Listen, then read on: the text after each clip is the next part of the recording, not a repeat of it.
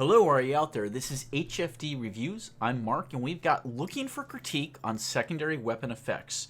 So, ComradePruski is saying, hey, give me your critique. So I reached out. They did give me the okay to make a video about this, so I'm not just ripping off their content. And also, yeah, I did a lot of facial hair trimming. So I look weird to myself right now. So maybe I cut it too short. Let's keep going, though. Let's just get into it.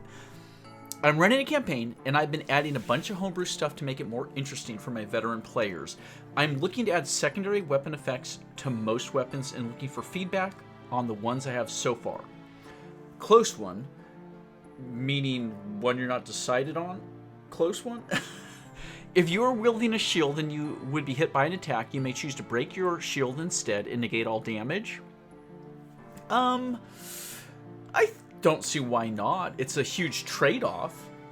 I think anytime you're willing to, a player's willing to sacrifice something, like actually lose something, you can give a lot of range with that, especially if it's like a dragon breath attack, right? Like fire breath and they fail their dex save and you roll like 72 points of damage.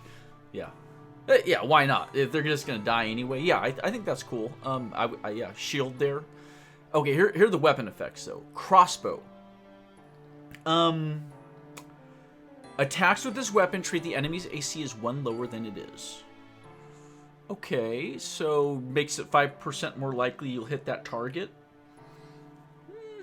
Would you just give it a +1 to hit with that weapon? You don't...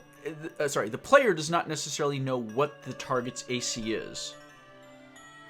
So now the DM has to subtract 1 from the target's AC. Why don't you just add a +1 and you just add that, the player adds it to the roll and gives that number.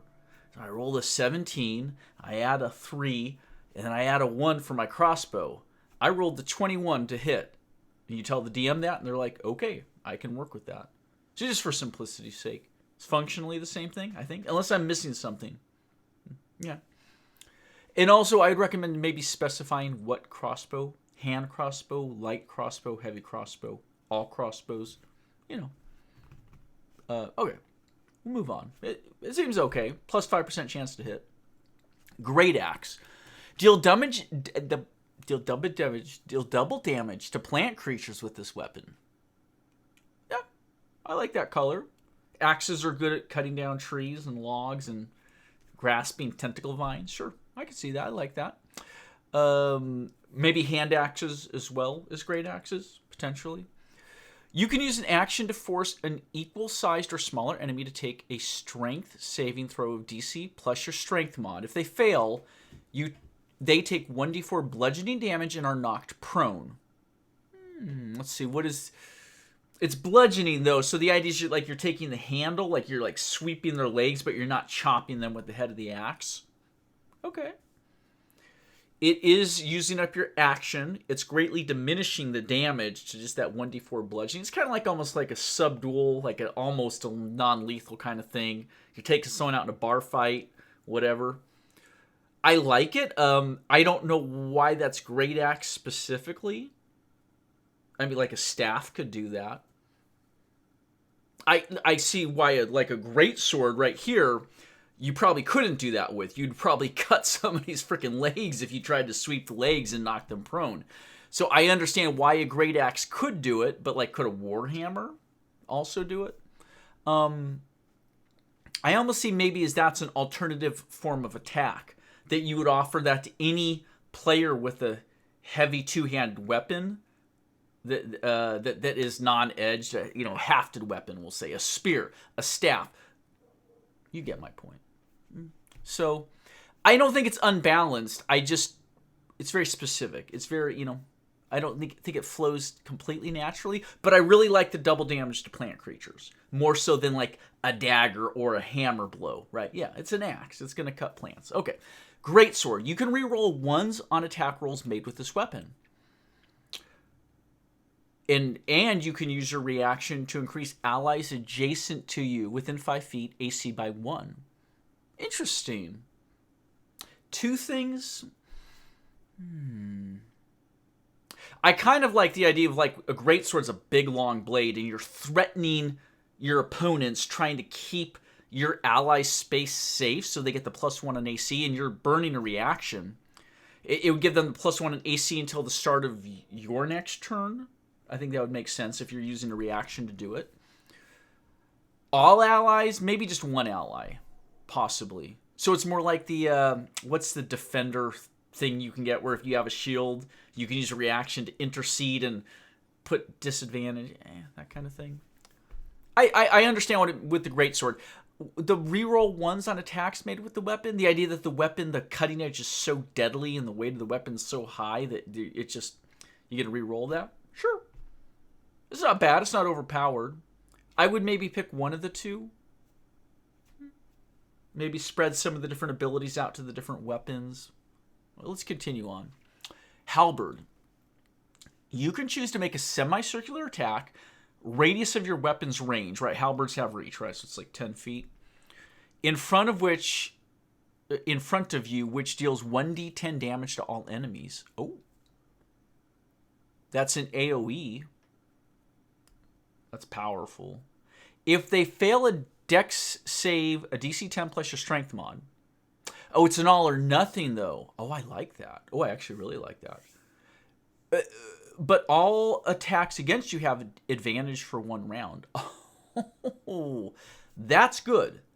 Okay, let's think about the theme of your homebrew. Okay, for the halberd. This is really good. Halberd's a massive, long polearm weapon with a big bladed edge that you're just swinging in these massive arcs back and forth. Everyone is trying to duck or dive out of the way of this blade because it's just going to cleave through multiple enemies.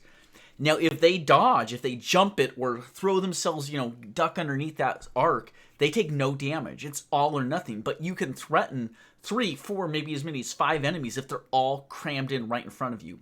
I really like that idea. The fact that it's not guaranteed to hit all the time, the fact that it's just going to do a 1d damage, it doesn't even get your strength mod in there. So it's less damage, but potentially do a lot of enemies. They have a chance to completely save. And because you're making these massive all-out swings with the weapon, you can't defend yourself with the weapon, thus giving your opponents advantage to attack you. Your momentum, you can't even dodge out of the way because you're putting everything into this big arc. So you can't even, not only can you not use your halberd to defend, you can't even dance out of the way because you've committed. It's pulling you around, even if you're a big guy. So I think that's a fantastic, flavorful, it makes sense. It's one specific thing. It has trade-offs, right? Would you want to make a normal halberd attack? Or do you want to make this arcing attack with these liabilities? Chef's kiss. So far, crossbow, I don't really see the theme of it so much. Great axe, I like the idea that the great axe deals double damage to plants. I like that, and for a hatchet potentially. Great sword, I kind of like the giving the AC to an ally or your allies because you're poking everyone away. I like that. I could see a spear doing that as well. But the halberd is like right there, A+ on the homebrew. I think that's very good color. And a halberd's a weapon that doesn't get used as much. That could really make someone want to use a halberd. Okay, let's keep going. Knife. When an enemy provokes an opportunity attack from you, you may instead attack twice, still spending your reaction. Oh. So an enemy moves away from you, you use your reaction to make an opportunity attack, and you stick them not once, but twice. I like that. That's good color for people who wield knives. They're fast attack weapons, right? And it's like a rogue kind of thing. In particular, rogues would use blades probably more than other classes, and they're really fast and stabby. They're stabby. What does that come from? What's stabby? Stabby. Shoot. There's some sort of YouTuber that says stabby, and I love it, but I can't think of who now. Stabby. I'm going to let it go. It's going to bug me all night. Somebody in our YouTube community likes to say stabby. I can't remember what. Okay. I think that's good. I like that. I don't think it's overpowered, and it doesn't come up all the time because it's only going to proc when there's an opportunity attack. So depending on how your DM plays, it might not come up that often. But yeah, just get an extra chance to hit. I think that's great. I think it good flavor, good homebrew. Yeah, A+ on that. Longbow, long sword. You can re-roll longbow, longsword. Why are those grouped together? Because they have the word long in them? Because they're both long? What does the longbow have to do with the longsword? You can re-roll 1s or 2s when making attacks with these weapons. That's powerful. That's 10% of the rolls that are going to come up. I don't like that one. I think longbows and longswords are already extremely popular weapons. I don't think you need to give your players more reason to use them. I could see saying, listen, these are boilerplate, standard, reliable military weapons. Yeah, there's a reason why the armies of Earth in real life have fought with longbows and longswords throughout history, different cultures. I get it. But just you could reroll 1s when making attacks with them. 1 and 2 is going to make it too good. Quite honestly. Like, if it was just me, like, yeah, I'm going to be a fighter, and I'll use a longsword and a shield, and I'll have a longbow in my back. There's no reason I'm going to do anything else. They rock. So I think it's a little too much on that, my opinion. Okay, let's move on. And also, what do they have to do with each other? Sorry. Okay. Morningstar, Warhammer maces. Okay, blunt, crushing weapons. Yeah. Maybe even light hammer, potentially. Light hammers, similar, smashing head, but not a cutting head. An attack with this weapon, or these weapons, treats the enemy's AC as 1 lower than it is. It's kind of the same problem with the crossbow. You're giving your DM a little bit of math work. I think you're way better off just adding a +1 to the attack roll. I could also see, though, like with smashing weapons, like what you did with the axes against plant-based creatures, I could see having these be against like constructs you double damage.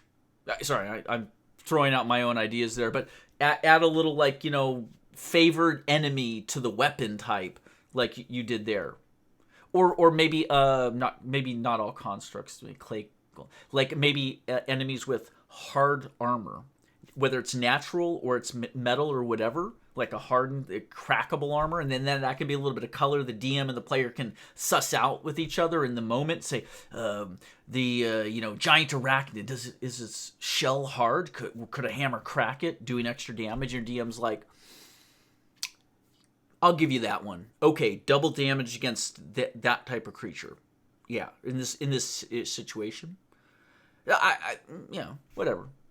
I don't think that one's real strong for Homebrew. Okay, moving on. Quarterstaff. When landing an attack against an enemy the same size or smaller than you, okay, yeah, sure, medium, just small, yeah, I got you. You can choose to move them 5 feet in one direction. You can use your reaction to gain 1 AC for 1 round. Okay, it's 2 separate effects. If you land an attack with the quarterstaff, so you couldn't push a troll off a bridge if you're just a regular human. That actually kind of makes sense. But yeah, it's really handy. It's totally monkey, right? It's I could totally, or even a ranger. Someone who's trying to control the battle a little bit, push people around. I like that. I actually even kind of like the idea that you can burn your reaction to gain an AC for 1 round, right, until the start of your next turn. Yeah, to defend yourself. Why not? I could see people using it regularly.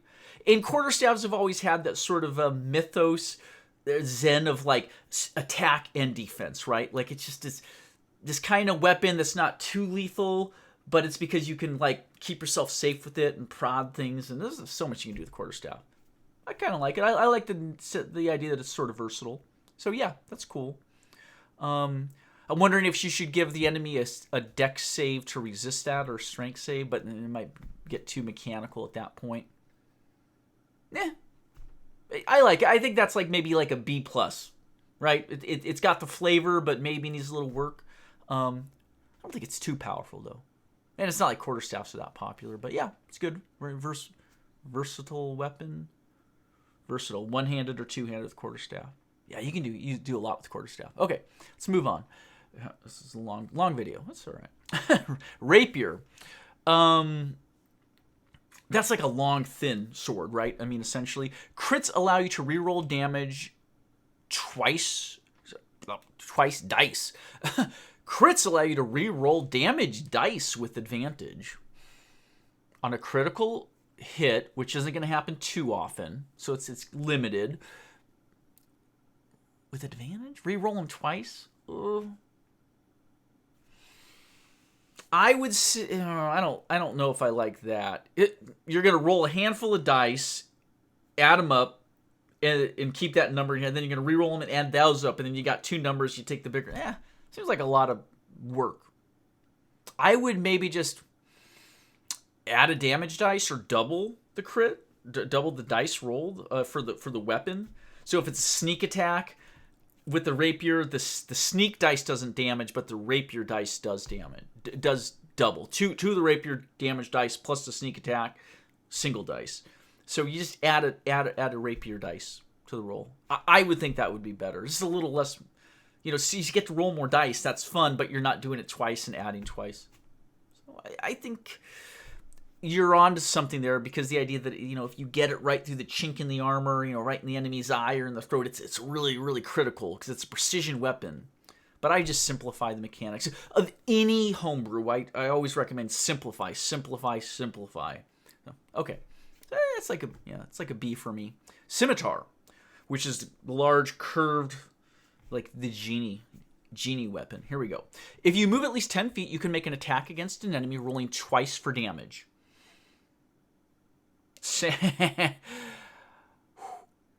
Same problem as above with the rapier. Roll twice for damage. No.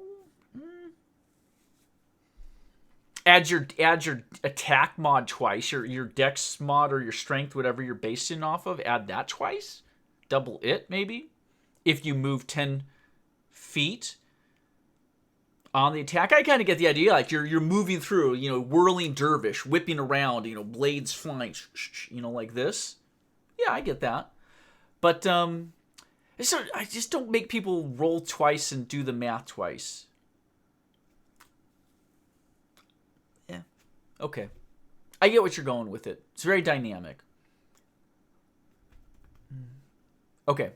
So, I mean, like, we're critiquing, it's very creative. I appreciate that. Like, you've actually got a lot of different ideas for the different weapons. You're not just cutting and pasting everything. So I hope I'm not being too critical on my critique. But short sword, short bow. This is like the long bow, long sword. Why are they together? Question mark. I don't quite understand that. Hitting an enemy with your weapon allows you to use your action bonus to attack again at disadvantage. I like that. I like that a lot. I don't know why short bow, short sword. I mean, I guess because they're like sort of compact versions, so they're quicker, right? Like, thrust, parry, this, or a short bow, it's got a shorter draw length, right? So you can like load and draw and fire more quickly. Here's what I like about it. You're going to burn your bonus action to get to attack again at disadvantage, thus making it a much less effective attack. It's a rushed attack, but it's costing you the bonus action and it comes in disadvantage. At higher levels, your character's probably going to have something better to do with their bonus action, but it's just saying, like, do you want to try and do a little more damage? Yeah, cool. I really like it. I think that is a good one.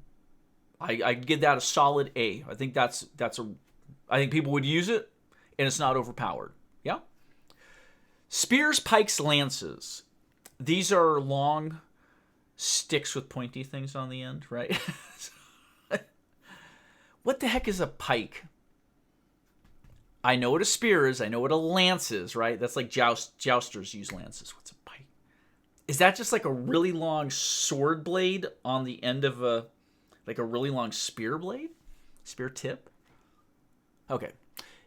If you form a straight line with two enemies that are directly adjacent to one another, when you hit the first target, you make another melee attack roll against the second. A straight line, meaning that you, the first enemy you're targeting that you need to hit, and the second enemy that's behind them, you're trying to put the lance right through. Is that over? It's not overpowered because you have to set it up. The enemies have to be piled up on each other. You have to make sure you've aligned the attack properly. You can't do like this, right? It's you, one enemy, another, and yeah. You, one enemy, and another enemy. That won't work. That's not lined up. It has to be a straight line through the 3 points. That's important because it limits how often you'll be able to set up this extra attack. It's not too often.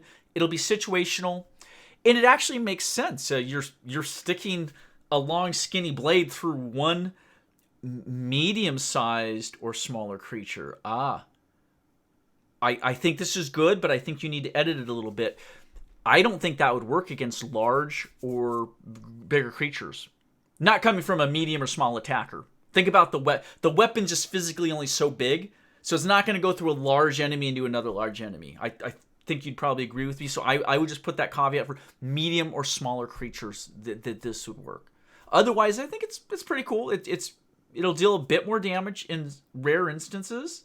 Gives you a reason to use cool things like spears, pikes, and lances. Lances are like 1d12 damage. It's pretty king of damage battles ish.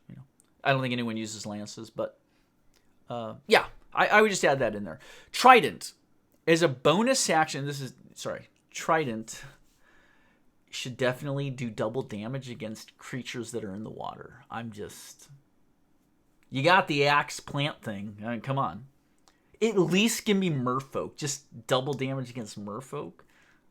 The mermaids have it coming. No, just kidding. Tridents are effective in water. So it's designed for fishing. So anyway, a joke, not joke. Yeah. But do double damage against the merfolk. That's true. Mermaids, mermen, merfolk. As a bonus action, you gain 1 AC for 1 turn. As a bonus action, you gain 1 AC for 1 turn. 1 round until the start of your next turn. It's your bonus action on your turn. It's just going to end. So, I don't know. I don't like that one so much just because I don't know why the color of Trident gives you extra defense. I honestly think it would be better to have double damage against creatures in the water, personally. But I think you just need to reword what you do have if you're going to keep that. As a bonus action, you gain 1 AC until the start of your next turn. That's how it should be worded, I would think. Okay. Whip. When you make a successful attack against a medium or small humanoid or animal. Yes. Or smaller. Like a tiny. Okay. You may use a bonus action to have them make a dex save of DC plus your dex. On a fail, their movement speed drops to 0, and they must make another dex save at the end of each of their turns to break free, or until you stop spending your reaction to keep them constrained. Okay, this is cool. This is I think good homebrew. I like, because this is how we imagine whips being used. Indiana Jones, right? Bull whipping people's ankles and tripping them. Not necessarily knocking them prone, but I think what you're saying, though, is I would use the terminology grapple, just for simplicity. In other places in the player's handbook, in the game system, you use the word grapple. I would have it just functionally grapple them.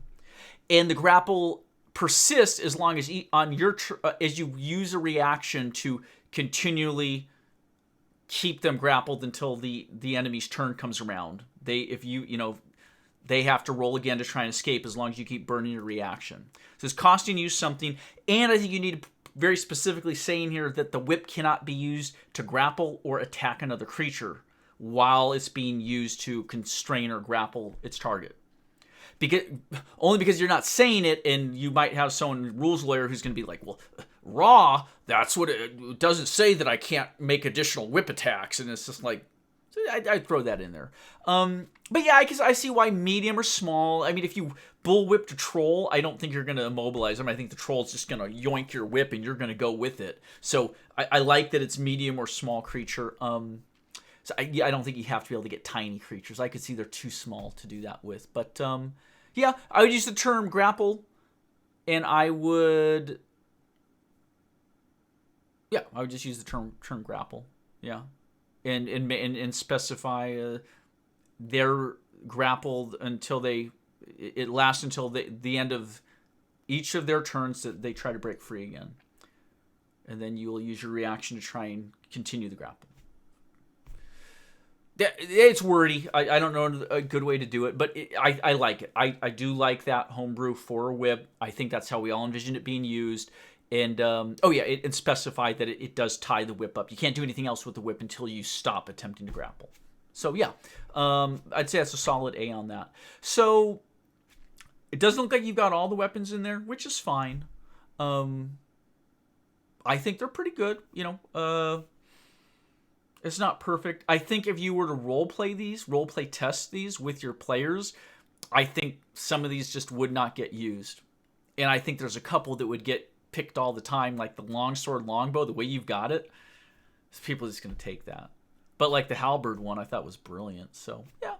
I would like to see, just based off of like what you're hinting at, what you're putting forth, I'd like to see more weapon types doing double damage against certain monster types, and so that for any given monster type there's a weapon, or maybe not all, but a broad spectrum of them, there's a weapon that's better against them. So yeah, just for color. And then I could see someone being like a walking armory. You could have a player who does have like the hand axe here, that walks with the quarterstaff as their walking stick, an in-hand weapon. They've got a short sword at their belt and a light crossbow on their back. Right? And they're choosing the best weapon for the thing. That would be very colorful. Okay. Thank you so much for sharing. It's a long video. It's okay. On these critique things, these reviews, who cares? We're just talking shop. I hope you had fun. I will send you a link to this. And I hope other people sat with us for going on 26.5 minutes. That's all. Take care.